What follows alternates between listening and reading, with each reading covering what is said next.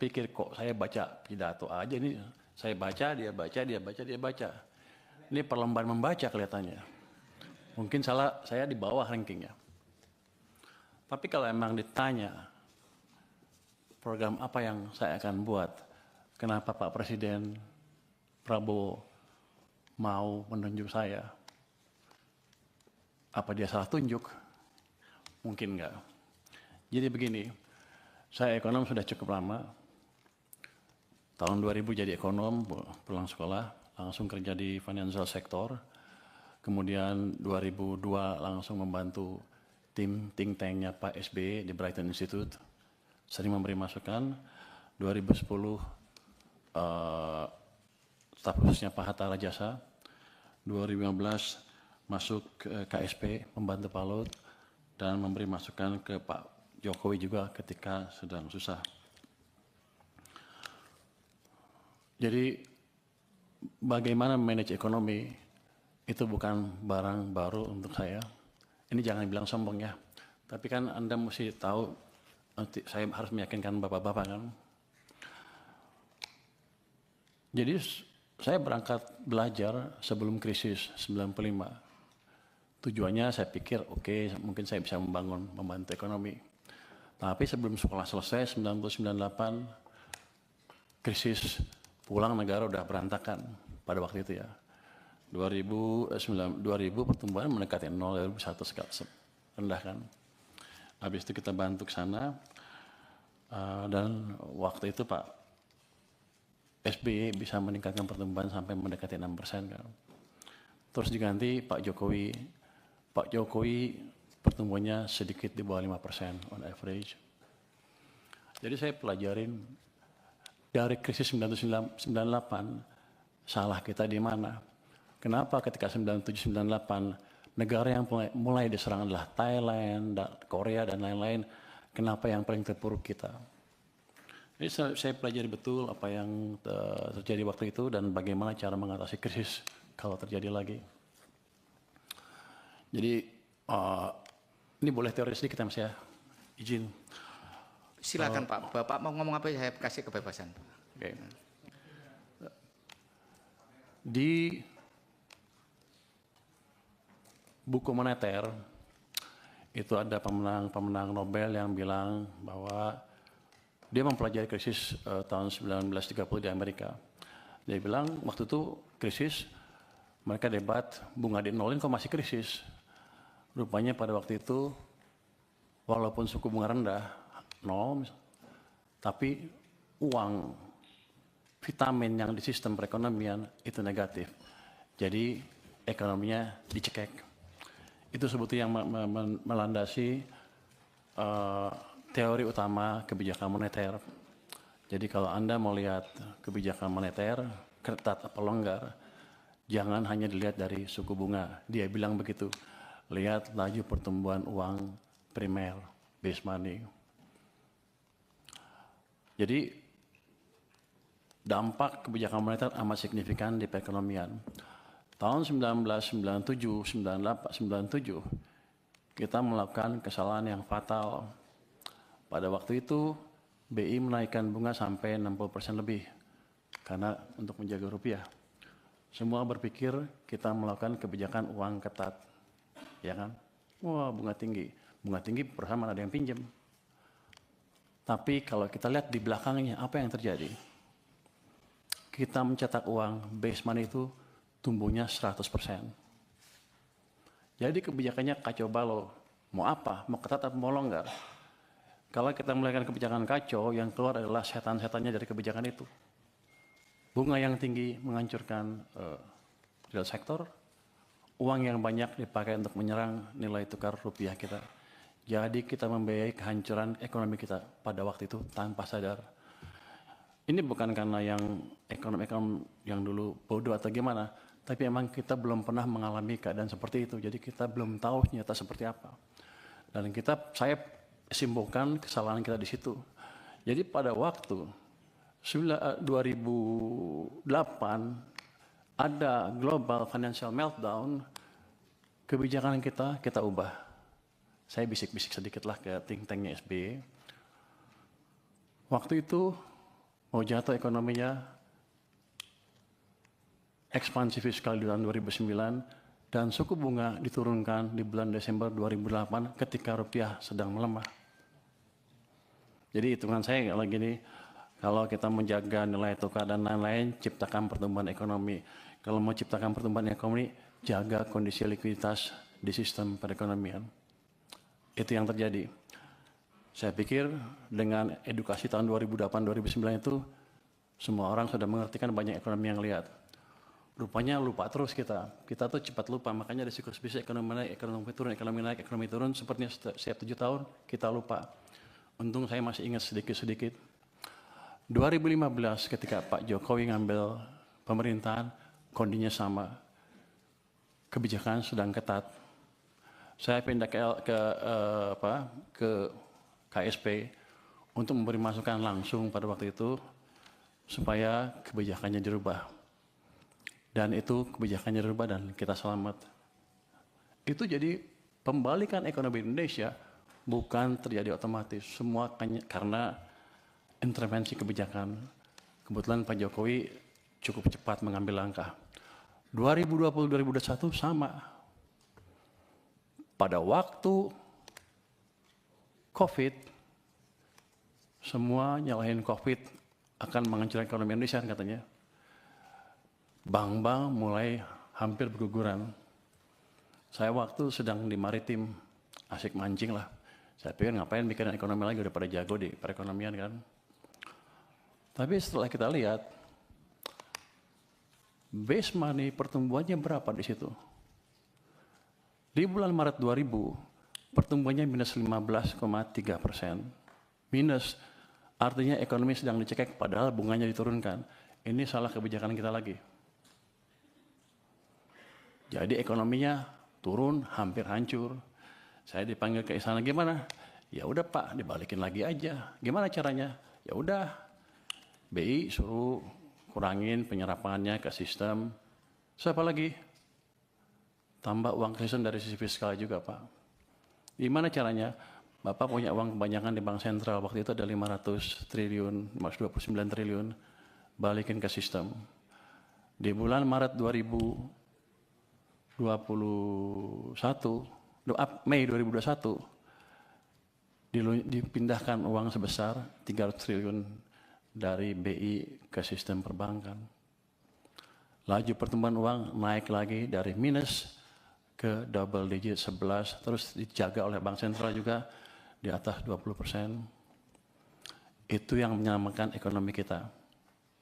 Nah, saya pikir juga dengan pelajaran sepanjang itu kan, ya udah jago semua lah, ya udah kita santai aja. Gara-gara itu saya ngebantu sektor finansial pada waktu itu, saya dilempar ke LPS dengan tugas jaga stabilitas di sana. Saya hanya bisa jaga stabilitas. Kita selalu pro pertumbuhannya. Jadi ketika even Bank Sentral naikin bunga, LPS naiknya lambat sekali untuk menjaga supaya ekonominya nggak tumbuh terlalu lambat. Tapi kan instrumennya saya bilang tadi, bunga hanya salah satu. Uangnya seperti apa? Nah, rupanya sejak bulan 2023 bulan pertengahan itu, uang diserap secara bertahap terus ke bawah sampai pertumbuhannya 0 menjelang second half 2024. Jadi itu yang Anda rasakan di ekonomi, melambat dengan signifikan. Real sektor susah, semuanya susah. Maksudnya keluar tagline Indonesia apa? Gelap, Indonesia apa? Kita semua menunjuk ke ini gara-gara global. Padahal ada kebijakan dalam negeri yang salah juga, yang utamanya mengganggu kita karena 90% perekonomian kita didrive oleh domestic demand. Masuki 2025, Januari, Februari, Maret, April, membaik semuanya tiba-tiba, saya pikir udah insaf nih. Pertumbuhan uang sempat mencapai 7% di bulan April. Makanya ketika saya rasakan di bulan April, saya bilang kita sudah keluar dari krisis, Indonesia akan cerah. Yang saya nggak tahu, Mei jatuh lagi, Juni jatuh, Juli jatuh, Agustus jatuh ke 0%. Jadi periode perlambatan ekonomi yang 2024 gara-gara uang ketat tadi dipulihkan sedikit, belum pulih penuh, direm lagi ekonominya. Itu dari sisi fiskal dan moneter. BI kita, nggak tahu nih pada marah sama saya nggak habis ini. Nanti tetap traktir ya. Pemerintah karena terlambat membelanjakan anggaran, membelanjakan APBN ya, uangnya kan dari bank sentral. Beliau rajin narik pajak. Gak apa-apa, masuk ke bank sentral. Kalau dibelanjain lagi, nggak apa-apa. Tapi ini kan nggak. Ditaruh sana santai-santai. Kering sistemnya. Bank sentral kita juga sama, katanya saya nanti kan penguasa ya. Katanya punya apa di KSSK boleh menggayat sedikit kan ya. Jadi saya berani ngomong sedikit sekarang. Dulu saya nggak berani karena saya di LPS, wewenang saya nggak sampai sana. Jadi dua sisi mengetatkan kebijakan kita. Bank naruh uangnya di bank, padahal uang kita banyak. BI menyerah sampai 800 triliun, pemerintah pada satu titik sampai 500 triliun sampai lebih di bank sentral. Sistem kekeringan. Yang Bapak-Bapak rasakan adalah yang kemarin demo itu karena tekanan berkepanjangan di ekonomi karena kesalahan kebijakan fiskal dan moneter sendiri yang sebetulnya kita kuasain. Yang jadi pertanyaan saya kan, di sini Komisi 11 rapatnya dengan Menteri Keuangan berapa ratus hari dalam setahun. Kenapa tidak pernah mempertanyakan itu? Dan sekarang saya datang ke sini tiba-tiba, udah semuanya pertanyaan banyak sekali yang harusnya sudah putus pada waktu itu. Tapi nggak apa-apa. Jadi ke depan yang saya lakukan adalah memperbaiki itu sebelum merubah yang lain-lain. Struktural lain kita bisa rubah, tapi quick win-nya di situ. Saya akan balik kondisi yang memburuk karena langkah kita sendiri. Oh gimana? Ya paling bagus kan percepat belanja anggaran. Oke, belanjanya cepat-cepat. Tapi yang kita tahu, itu nggak semudah membalik tangan. Saya pernah tanya Pak Jokowi dulu waktu saya di istana. Pak, balikin uangnya ke sistem. Loh apa bedanya? Kan nggak bisa belanja juga. Pak, kalau uang Bapak ditaruh di BI, dosa Bapak dua. Satu, Bapak nggak bangun ekonominya. Yang kedua, sistem kering, nggak bisa bangun juga. Jadi kalau balikin ke sistem perekonomian, ke bank, himbara misalnya, dosa Bapak tinggal satu. Yaitu satu, yang nggak bangun aja, tapi ekonominya bisa jalan. Kalau itu yang dimanfaatkan adalah real sector. Saya ingin tunjukkan lagi ya, kenapa zaman tadi udah cerita belum ya? Zaman Pak SBY tumbuh 6%, zaman Jokowi rata-rata 5% apa di bawah Pak SBY dan Pak Jokowi ya. Kalau Anda lihat di pertumbuhan uang M0-nya, base money, teori dasar moneter itu, di zaman Pak SBY rata-rata tumbuh 17% lebih. Akibatnya uang di sistem cukup, kredit tumbuh berapa? 22%. Jadi pada waktu zaman Pak SBY, walaupun dia nggak bangun infrastruktur habis-habisan, private sector yang hidup, yang menjalankan ekonomi. Itu berhubungan juga dengan rasio tax. Ketika tax private sector yang jalan, dia akan lebih banyak bayar pajak dibanding pemerintah. Tax ratio kita tumbuh 0,5% lebih tinggi dibanding ketika zaman Pak Jokowi. Pada zaman Pak Jokowi, uang tumbuh hanya sekitar 7% M0-nya. Bahkan di titik-titik itu sepanjang tahun, 2 tahun terakhir sebelum krisis, itu tumbuhnya 0%. Memang ekonomi sedang dicekek. Cuman saya nggak tahu waktu itu karena saya di maritim. Jadi begitu 2020 saya diminta bantu, saya kaget. Pak, kenapa begini Pak? Bapak bangun apa-apa mati-mati pun nggak bisa. Karena mesin ekonomi kita pincang. Hanya pemerintah yang jalan, sedangkan yang tadi 90% berhenti atau diperlambat.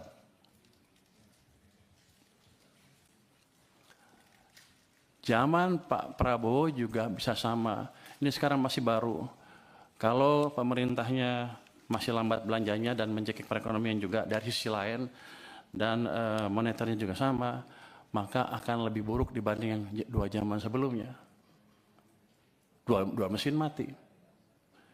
Jadi tugas saya di sini adalah menghidupkan kedua mesin tadi, mesin moneter dan mesin fiskal. Nanti saya mohon restu dari parlemen untuk saya menjalankan tugas itu. Langkah pertama sudah kami jalankan. Saya sudah lapor ke Presiden, Pak, saya akan taruh uang ke sistem perekonomian. Berapa?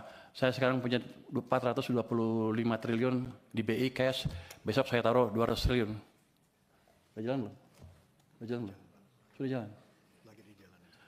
Lagi dijalankan. Kalau itu masuk ke sistem, dan saya nanti sudah minta ke Bank Sentral, jangan diserap uangnya.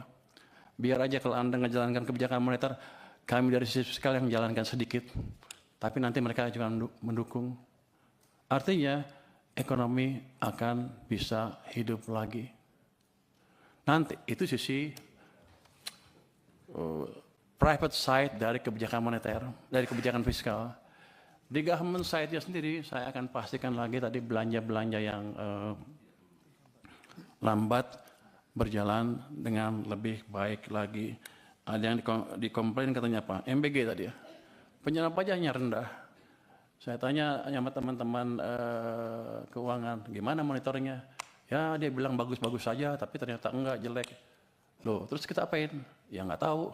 Saya bilang begini, ya udah, nanti sebulan sekali kita akan jumpa pers dengan kepala MBG. Nanti kalau penyerapannya jelek, dia suruh jelasin ke publik, saya di sebelahnya.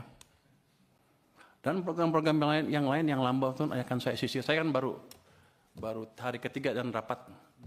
Udah keburu rapat di sini, jadi belum lihat detail seperti apa. Tapi kami akan sisir. Bagian-bagian lambat kami percepat. Caranya gimana? Ya, kalau mereka nggak bisa nyusun anggaran atau nyusun program kerjanya atau pengajuan anggarannya, kami akan kirim orang ke sana supaya jalannya cepat, dan kita akan monitor on regular basis supaya anggaran yang banyak tadi, yang kalau lihat anggaran kan sama aja kan dari tahun ke tahun, gitu-gitu aja tuh nggak ada dampaknya, 5-5 aja, karena penyerapannya nggak dimonitor. Dulu pernah ada UKP 4 memonitor itu pun nggak jalan sempurna karena UKP 4 terlalu jauh. Saya nggak tahu, harusnya tugas Pak Manas sekali, tapi saya nggak tahu. Kalau saya boleh kerjakan, saya akan kerjakan itu supaya memastikan betul-betul penyerapan anggaran bisa jalan. Dan tadi uang yang udah utang kita yang sudah kita keluarkan itu betul-betul bermanfaat buat ekonomi. Dari situ kenapa saya tadi bisa 6%?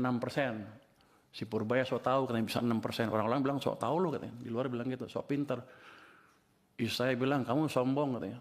Tapi ini udah berdasarkan pengalaman selama ini. Kalau saya balikkan, saya lihat aja zamannya Pak SBY 6% private. Zaman Jokowi pemerintah 5%. Kalau kita gabungkan gimana? Pasti di atas itu. Itu adalah langkah simpel saja yang mungkin nggak terlalu panjang untuk bisa kita lihat dampaknya. Mungkin nggak secepat 6,5, 6,7 saya bilang. Tapi gerakan ke arah sana sudah terbuka lebar kalau kita biarkan private sector bekerja. Jadi gini, saya termasuk yang percaya bahwa agen-agen ekonomi itu mempunyai otak sendiri. Daripada pemerintah nggak mungkin mengontrol semua agen ekonomi untuk berjalan. Tapi saya ciptakan kondisi di mana mereka berpikir dan berjalan dan bisa tumbuh, bisa berbisnis dengan situasi yang ada. Itu yang ingin kita ciptakan. Nanti setelah itu ada baru tadi program-program investasi. Ini kan nggak lama lah saya beresin. Nanti setelah itu tadi yang debottlenecking akan kita kerjakan Pak Hekal untuk investasi.